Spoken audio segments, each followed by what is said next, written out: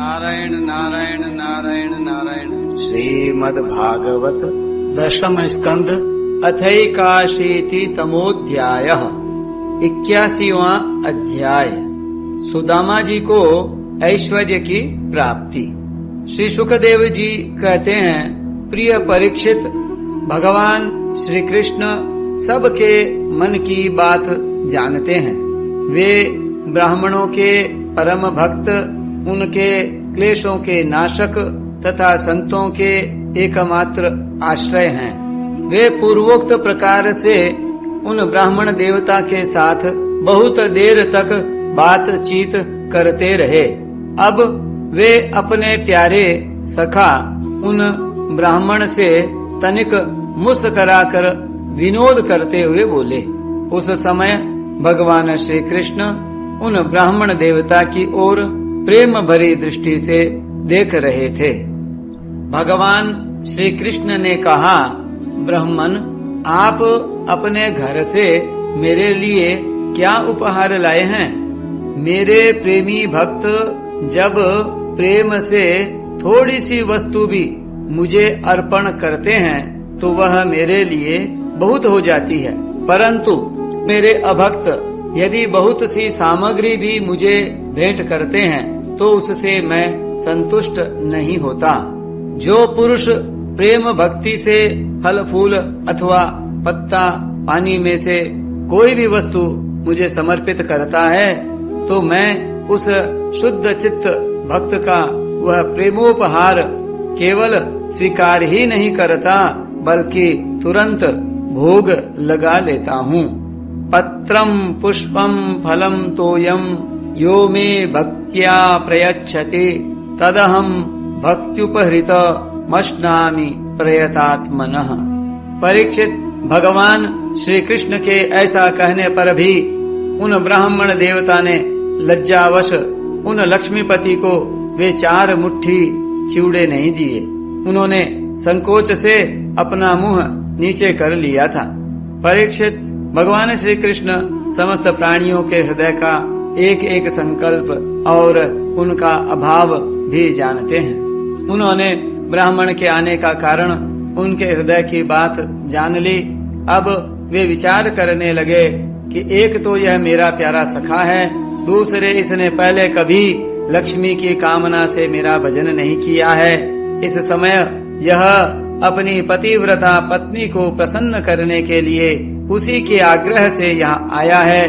अब मैं इसे ऐसी संपत्ति दूंगा जो देवताओं के लिए भी अत्यंत दुर्लभ है। भगवान श्री कृष्ण ने ऐसा विचार करके उनके वस्त्र में से चिथड़े की एक पोटली में बंधा हुआ चिवड़ा, यह क्या है, ऐसा कहकर स्वयं ही छीन लिया और बड़े आदर से कहने लगे, प्यारे मित्र, यह तो तुम मेरे लिए अत्यंत प्रिय भेंट ले आए हो।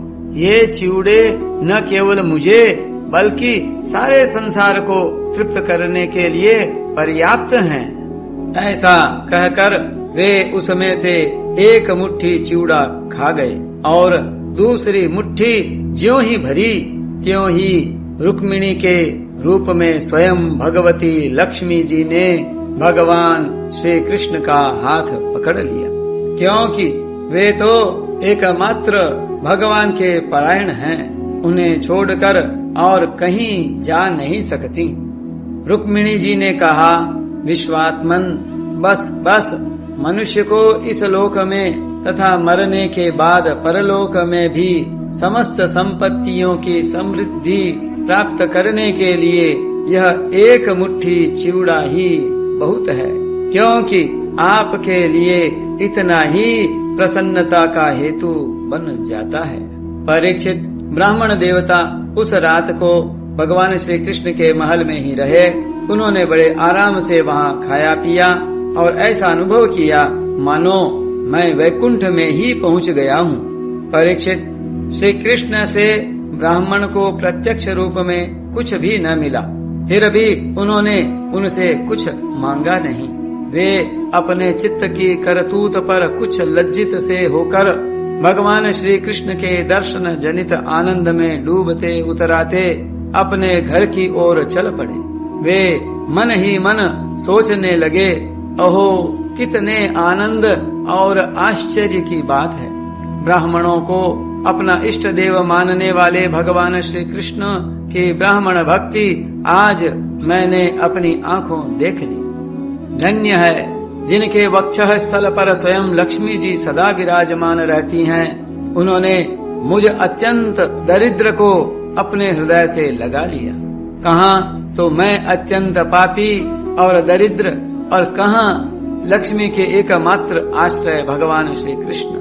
परंतु उन्होंने यह ब्राह्मण है ऐसा समझकर मुझे अपनी भुजाओं में भरकर हृदय से लगा लिया।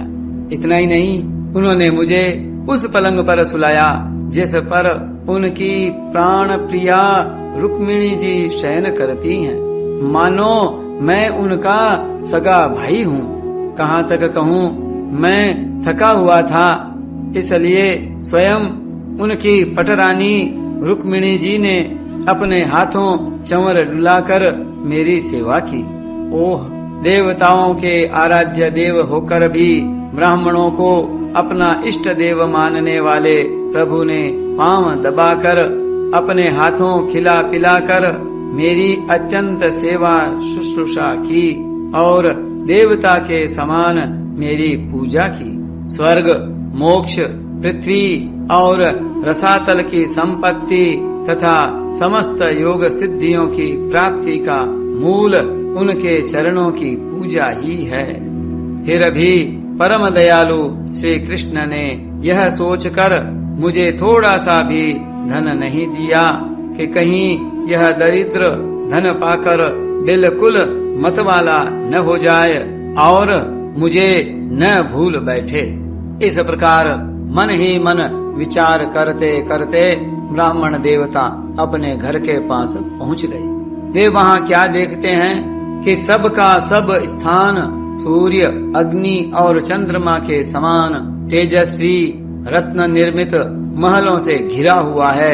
ठौर ठौर चित्र विचित्र उपवन और उद्यान बने हुए हैं तथा उनमें झुंड के झुंड रंग बिरंगे पक्षी कलरव कर रहे हैं। सरोवरों में कुमुदिनी तथा श्वेत, नील और सौगंधिक भांति भांति के कमल खिले हुए हैं। सुंदर सुंदर स्त्री पुरुष बन ठन कर इधर उधर विचर रहे हैं। उस स्थान को देखकर ब्राह्मण देवता सोचने लगे, मैं यह क्या देख रहा हूँ? यह किसका स्थान है?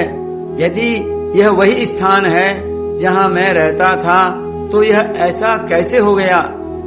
इस प्रकार वे सोच ही रहे थे कि देवताओं के समान सुंदर सुंदर स्त्री पुरुष गाजे बाजे के साथ मंगल गीत गाते हुए उस महाभाग्यवान ब्राह्मण की अगवानी करने के लिए आए। पतिदेव का शुभागमन सुनकर ब्राह्मणी को अपार आनंद हुआ और वह हड़बड़ाकर जल्दी जल्दी घर से निकल आई। वह ऐसी मालूम होती थी मानो मूर्तिमती लक्ष्मी जी ही कमल वन से पधारी हों। पतिदेव को देखते ही पतिव्रता पत्नी के नेत्रों में प्रेम और उत्कंठा के आवेग से आंसू छलक आए। उसने अपने नेत्र बंद कर लिए। ब्राह्मणी ने बड़े प्रेम भाव से उन्हें नमस्कार किया और मन ही मन आलिंगन भी। प्रिय परीक्षित, ब्राह्मण पत्नी सोने का हार पहनी हुई दासियों के बीच में विमान स्थित देवांगना के समान अत्यंत शोभायमान एवं देदीप्यमान हो रही थी। उसे इस रूप में देखकर वे विस्मित हो गए। उन्होंने अपनी पत्नी के साथ बड़े प्रेम से अपने महल में प्रवेश किया। उनका महल क्या था, मानो देवराज इंद्र का निवास स्थान। इसमें मणियों के सैकड़ों खंभे खड़े थे। हाथी के दांत के बने हुए और सोने के पात से मंडे हुए पलंगों पर दूध के फेन की तरह श्वेत और कोमल बिछौने बिछ रहे थे। बहुत से चंवर वहां रखे हुए थे जिनमें सोने की डंडियां लगी हुई थीं। सोने के सिंहासन शोभायमान हो रहे थे, जिन पर बड़ी कोमल कोमल गद्दियां लगी हुई थीं। ऐसे चंदोवे भी झिलमिला रहे थे, जिनमें मोतियों की लड़ियां लटक रही थीं। स्फटिक मणि की स्वच्छ भीतों पर पन्ने की पच्चीकारी की हुई थी। रत्न निर्मित स्त्री मूर्तियों के हाथों में रत्नों के दीपक जगमगा रहे थे। इस प्रकार समस्त संपत्तियों की समृद्धि देखकर और उसका कोई प्रत्यक्ष कारण न पाकर बड़ी गंभीरता से ब्राह्मण देवता विचार करने लगे कि मेरे पास इतनी संपत्ति कहाँ से आ गई। वे मन ही मन कहने लगे, मैं जन्म से ही भाग्यहीन और दरिद्र हूँ, फिर मेरी इस संपत्ति समृद्धि का कारण क्या है। अवश्य ही परम ऐश्वर्यशाली यदुवंश शिरोमणि भगवान श्री कृष्ण के कृपा कटाक्ष के अतिरिक्त और कोई कारण नहीं हो सकता। यह सब कुछ उनकी करुणा की ही देन है। स्वयं भगवान श्री कृष्ण पूर्ण काम और लक्ष्मीपति होने के कारण अनंत भोग सामग्रियों से युक्त हैं। इसलिए वे याचक भक्त को उसके मन का भाव जानकर बहुत कुछ दे देते हैं, परंतु उसे समझते हैं बहुत थोड़ा, इसलिए सामने कुछ कहते नहीं। मेरे यदुवंश शिरोमणि सखा श्याम सुंदर सचमुच उस मेघ से भी बढ़कर उदार हैं, जो समुद्र को भर देने की शक्ति रखने पर भी किसान के सामने न बरस कर उसके सो जाने पर रात में बरसता है, और बहुत बरसने पर भी थोड़ा ही समझता है। मेरे प्यारे सखा श्री कृष्ण देते हैं बहुत, पर उसे मानते हैं बहुत थोड़ा, और उनका प्रेमी भक्त यदि उनके लिए कुछ भी कर दे तो वे उसको बहुत मान लेते हैं। देखो तो सही, मैंने उन्हें केवल एक मुट्ठी चिवड़ा भेंट किया था, पर उदार शिरोमणि श्री कृष्ण ने उसे कितने प्रेम से स्वीकार किया। मुझे जन्म जन्म उन्हीं का प्रेम, उन्हीं की हितैषिता, उन्हीं की मित्रता और उन्हीं की सेवा प्राप्त हो। मुझे संपत्ति की आवश्यकता नहीं, सदा सर्वदा उन्हीं गुणों के एकमात्र निवास स्थान महानुभाव भगवान श्री कृष्ण के चरणों में मेरा अनुराग बढ़ता जाए और उन्हीं के प्रेमी भक्तों का सत्संग प्राप्त हो। तस्यैव मे सौहृद सख्य मैत्री दास्यं पुनर्जन्मनि जन्मनि स्यात् महानुभावेन गुणालयेन विसज्जतस्तत्पुरुष प्रसंगः। अजन्मा भगवान श्री कृष्ण संपत्ति आदि के दोष जानते हैं।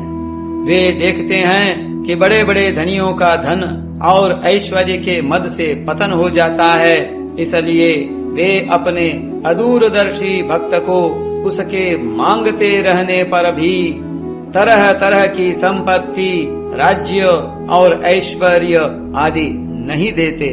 यह उनकी बड़ी कृपा है। परीक्षित अपनी बुद्धि से इस प्रकार निश्चय करके वे ब्राह्मण देवता त्याग पूर्वक अनासक्त भाव से अपनी पत्नी के साथ भगवत प्रसाद स्वरूप विषयों को ग्रहण करने लगे और दिनों दिन उनकी प्रेम भक्ति बढ़ने लगी।